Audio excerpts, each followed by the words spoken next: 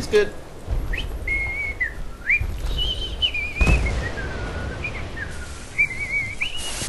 Yo, what's going on YouTube? Doom49 here, bringing you a post commentary. Gonna start it off using the Bradley, and then I'm gonna be showing you how you use those mines to get the nice top score, nice KD, and pretty much dominating in the server. Now, right off here, I got the Bradley, and I'm gonna be providing the cover for the MCOM because I want to take out those guys trying to snipe the guy defusing the MCOM and pretty much provide the cover with the tank. Now, right here, you can see that my third spec perk, or whatever you want to call it, is the smoke. Now, the best one to use with the Bradley is actually the alt fire, because you can use that guided missile and take out a lot of guys. But I'm using the smoke because this is a white map, lots of snow, and the tank is pretty much nice camouflaged in white. So using the smoke perk actually acts as enough cover to stealth out, and pretty much if people tracer dart you, it provides that cover. Now, right here, you can see people are running up, and I am just taking them out. And there's going to be a guy that runs up, and he's going to plant a mine, and I shoot that mine and take him out with that, which is actually pretty funny. At least I found it at the time to be pretty funny. Now, you can see my gunner on my tank is shooting that anti-air, which you really shouldn't be doing because, first off, the anti-air is pretty hard to take out as a gunner, and second off, the gunner should be really paying attention to the military on the ground coming up against you that he should be taking out. Now, right here is Captain Dodge-A-Lot. I cannot drive him over. He's dodging every freaking chance that I get to drive him over. So I decided to turn out my Bradley and take some shots into him, but apparently Mr. Dodge-A-Lot cannot dodge those shots. Now, here's the point I'm trying to make about why I like the third-person view with the tank.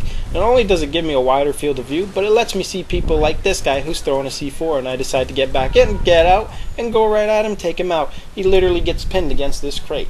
Now, this third-person view, like I know in the first-person view you can hear the C4 being planted on your tank and you can get out, but the third-person view allows you to see exactly the direction the enemy planted those mines, so you don't run out looking stupid trying to find the guy.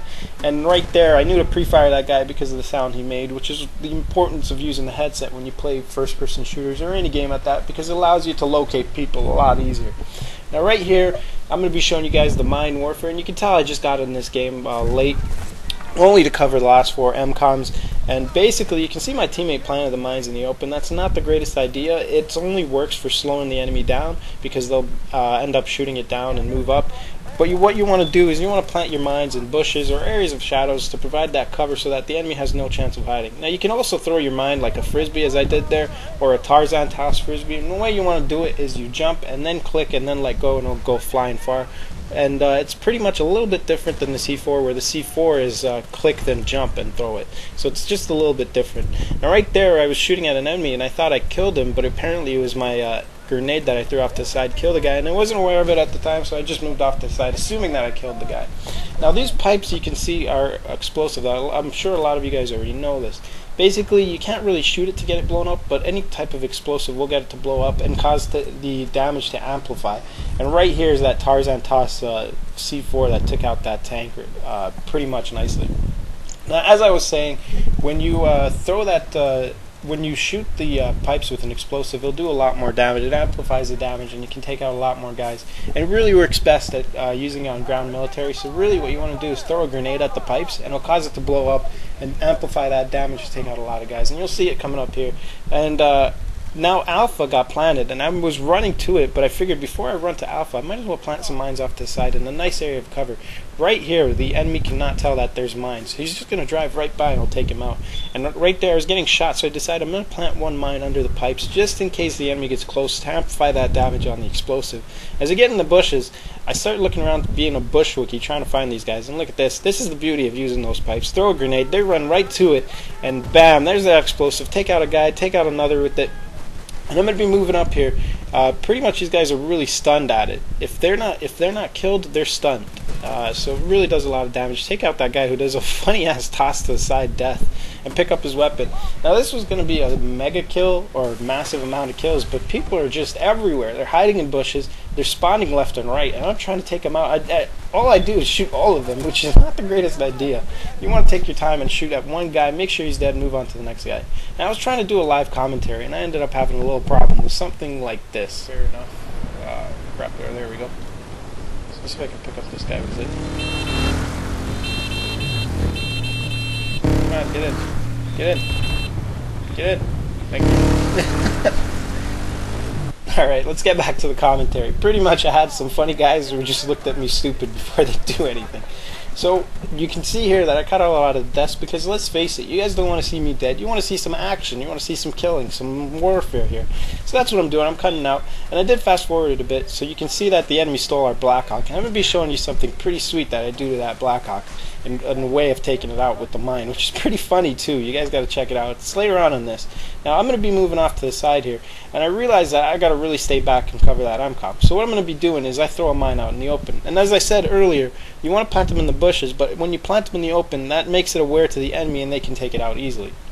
Now that can be, there's two ways of using your mines. One is take out the enemy, and the other way is more for a tactic of just slowing down the enemy slow enough so that you can hear him progressing up.